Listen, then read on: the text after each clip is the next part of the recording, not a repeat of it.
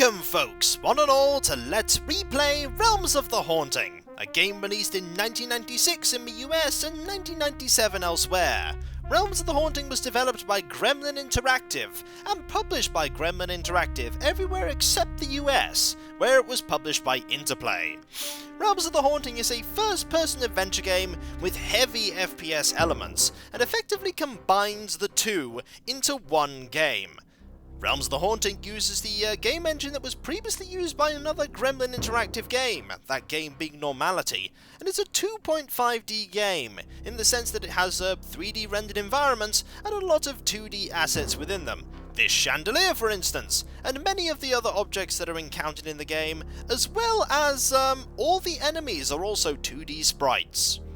Realms of the Haunting is a game that is very near and dear to my heart, and I remember my dad getting this game as a bonus for subscribing to PC Format of all things. I've no idea what made my dad pick Realms of the Haunting over anything else.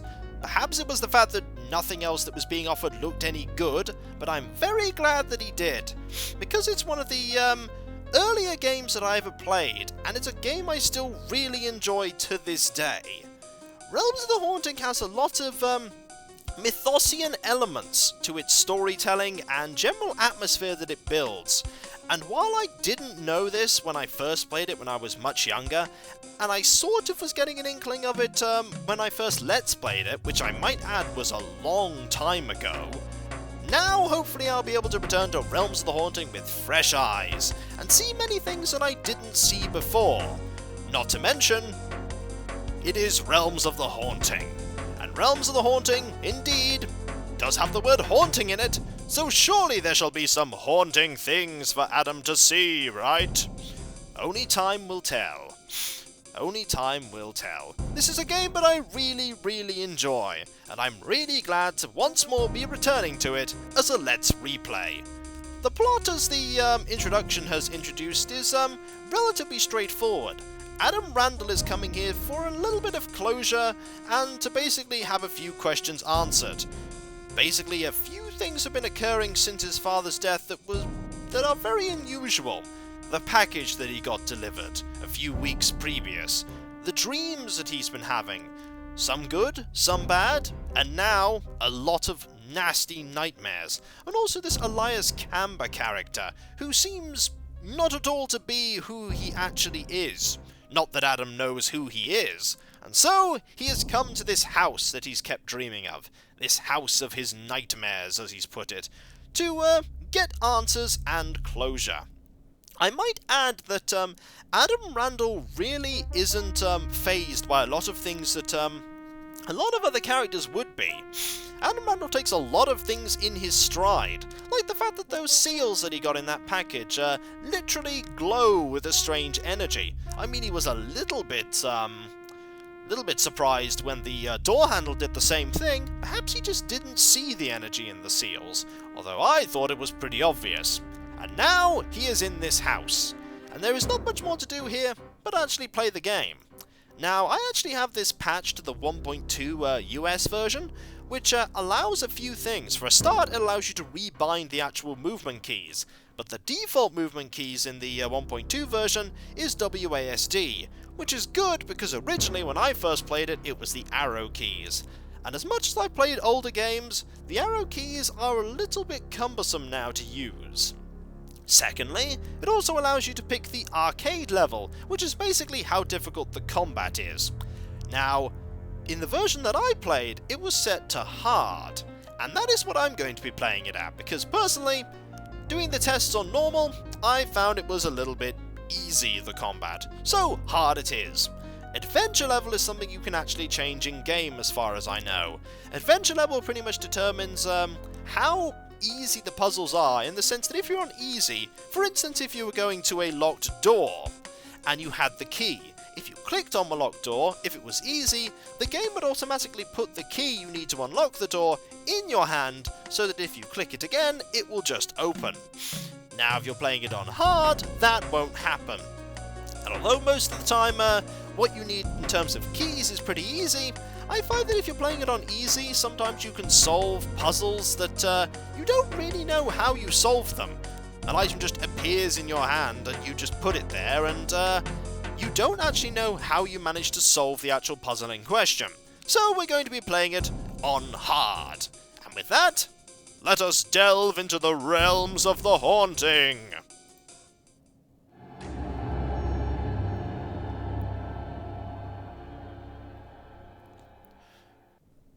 The game is split into various chapters.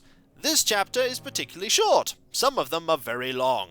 And here we are, in the house itself.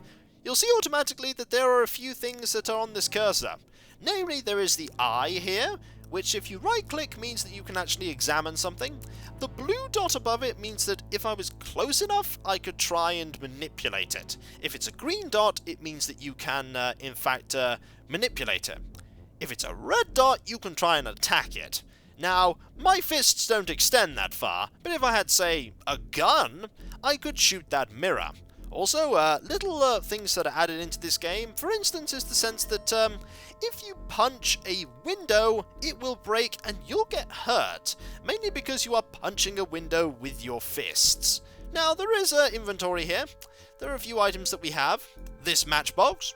Can't really examine it, it's just a matchbox. This amazing lantern that Adam Randall is able to turn on and off instantly as the need requires, and requires no actual oil, barring the oil that's in it, which is very useful. And these shards and seals. Now, if there is an eye here, that means you can actually have conversations about it. If there's just a magnifying glass, that means you can just examine it. Let's actually talk about these shards and seals. These fragments have some kind of occult markings, runes or something. Now, Adam had examined these before and done some study on them, as the intro said, and he had no idea where they came from. These fragments, the seals, whatever they are, I know they're important to something. The power within them makes me feel alive to their touch. And the dreams, they affect my dreams, intensify them. I must keep them close, keep them safe. Now, most people, if they were presented with this information, would be a little worried, but not Adam. Adam is fine to have these things in his possession. We could also talk about Adam, but we can't at the moment because, effectively, Adam would be talking to himself. Now, there are a few things in this area that we can look at. Firstly, Coat stand. the coat stand. We haven't put our coat on there, and if you feel like you want to escape, Locked. you can't. The door is locked. There is no escape now. There is, this painting here. Sorcerer. Perhaps, Adam. There's also a clip here. There's a label on this. Colt trademark. We'll be taking that. We're going to be getting a gun pretty soon. Novel. Look Homeward Angel. There's nothing to actually examine beyond taking this book, and as far as I know, this book has no purpose. There are a fair few items in this game, but don't really have much purpose beyond taking them, but we're going to take them. Cult-style robes. Fair enough. Elias Camber, if I'm not mistaken. He's holding a mask. He is indeed. We might be seeing Elias Camber later. Also, here's a door. Don't budge. We can't open it, because of this. This symbol's glowing. We could try using it, This one's stuck fast. and that won't work. And what about the light switch? Light switch. Is that going to work? Doesn't appear to be working. Not all the light switches work. This one certainly doesn't. Hell. This is really taking its toll. We've only just started, Adam. It's going to get much worse. Mirror, mirror on the wall. We could smash that. Let's not. Old suit of armor. All the pieces are wired together. Fair enough. Those eyes almost look real. Yeah, at this point, if I saw paintings with eyes that literally blinked, I'd probably be very, very worried. Adam Randall, not so much. Right, let's move on. You'll notice this armor here. It's actually got some sort of importance. Mainly, if you'll notice, it's following... Basically, it's always looking at us. And there are flies around it. And a terrible stench. God, what a stench. I don't want to think about what's in that armor. Probably a body. I don't want to know whose body it is either. So, let's... Still looking at me, isn't it? Yep, I think at this point I'd have just opened any of these windows and left. But no. Adam not only won't leave, actually can't at this point. We'll actually find an open window. The option to leave is not presented. Plain old chair. Fair enough. What about down here? There are a few doors we can't open. Notice the symbols are the same. That has some importance later. But not just yet. Also, an interesting point to note, the lantern is on. The lantern is off. The lantern is on. The lantern is off. Adam is really quick at turning that lantern on and off. Ceramic vase. We don't want that, but we do want that clip. For this gun. Colt 45. Semi-automatic handgun. Indeed, we want that. We don't, however, want whatever's typing on that magically. Ink ribbons missing. That's even more worrying. But we'll take what's there. And we'll take this, I suppose. But we'll also take this gun. Now, the guns work in the sense that you basically point and you shoot. And these bullets you can't reload manually. If you only have one bullet in it, and then you fire, you have to then click on an enemy to reload. And it does take a while for this gun to reload, but it is better than having your fists. Plain old chair. Indeed. Candle. Yep, only one, and it's not a very useful one either. Chair. Fair enough. I don't know why that one's not a plain old chair, it's just a chair. Also, look at this wallpaper. It's sort of coming off a little, and there are a few pictures where whatever was there has been removed. Let's have a look at some of the stuff that we've actually got. First, let's have a look at that typed note. Typed. Looks pretty basic. You can't actually, it doesn't subtitle these, you actually have to read them. So let's read this one, shall we? Using the left mouse here to scroll down. We live, we live, we live, we live, we live, we... Okay, I'm getting a feeling here there's a trend. Yep. If you believe in the soul, if you believe in the spirit, and if you have a god, pray for them. That's not ominous at all. That's very ominous. Let's read the scrapbook. There's something sticking out of the pages. Let's have a look. Current spate of crop circles baffles experts. Paranormal experts called in to uncover the source of recent crop circle formations in rural Cornwall. On October 29th, the village of Helston in deepest Cornwall awoke to find its farming community overrun with no less than 7 newly formed crop circles.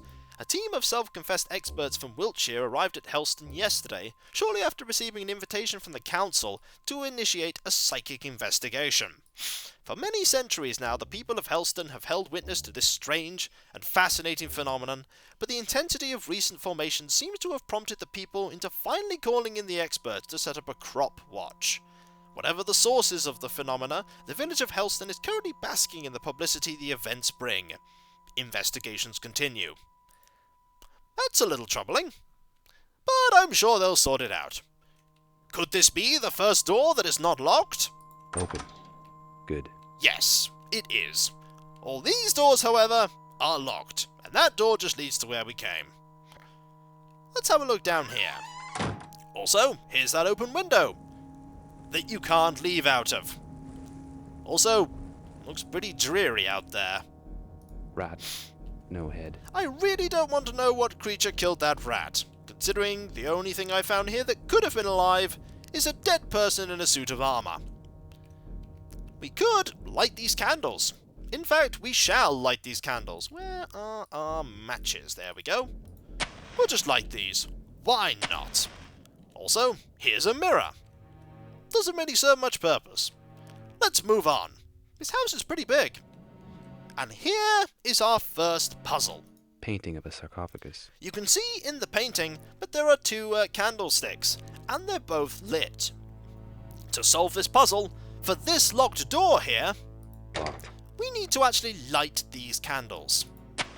1 and 2. And we get this key. Brass key. No marking. And we need to move this way because of that trap. That trap is not insignificant. It will take off 1/3 of your health, and health doesn't regenerate. So, you most certainly do not want to get hit by that. There are other ways to gain health, but we don't currently have them. And what lies in here? In this room, we already had the key in our hand, which meant that we could open it. In here is not only the end of the chapter, but also a cutscene. So, without further ado, let's see that cutscene, shall we?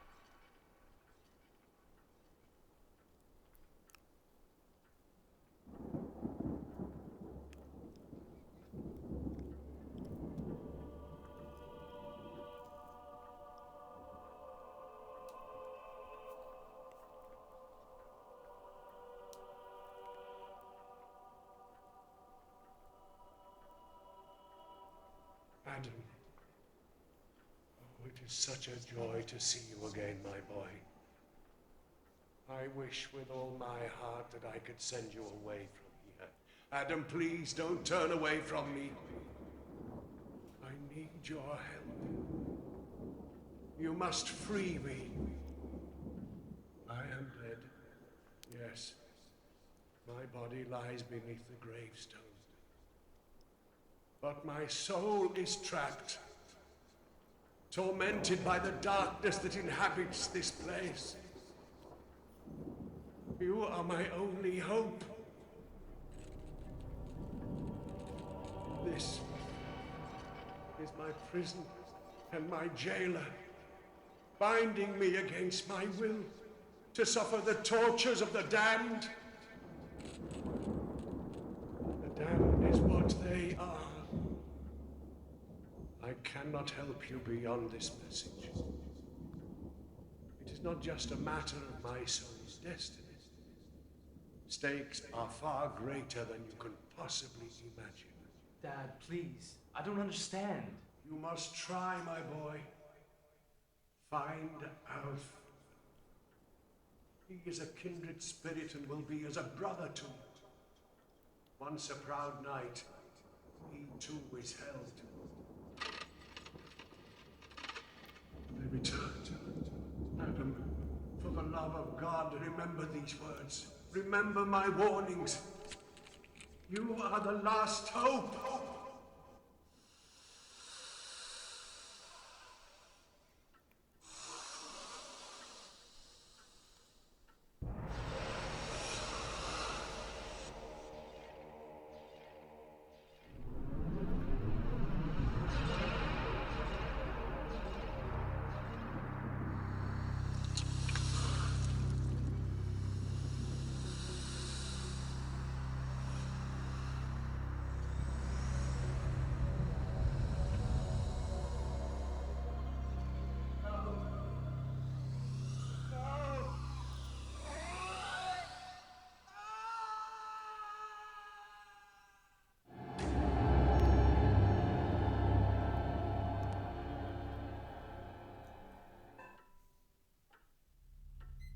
Well, that certainly, posed a few more questions.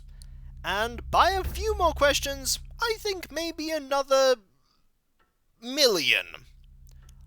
It answered maybe one or two. Maybe. But it would seem that Adam Randall is now involved in something that is far greater than he could possibly imagine, as his father put it. Or his father's soul put it. If that indeed is his father's soul. There are a lot of questions here, as I said just before, and no answers to any of them. We'll have to find those answers further in the house. So, when we come back, folks, we shall continue exploring. Maybe we might even light these candles here and shed some light on this whole situation. Get it? Shed light? Candle? Yeah, I know. I would have Adam Randall leave, but there's no physical way for him to leave the house right now. On account of whatever's going on here. So, I'll catch you next time, folks. And I'll see you then. Later.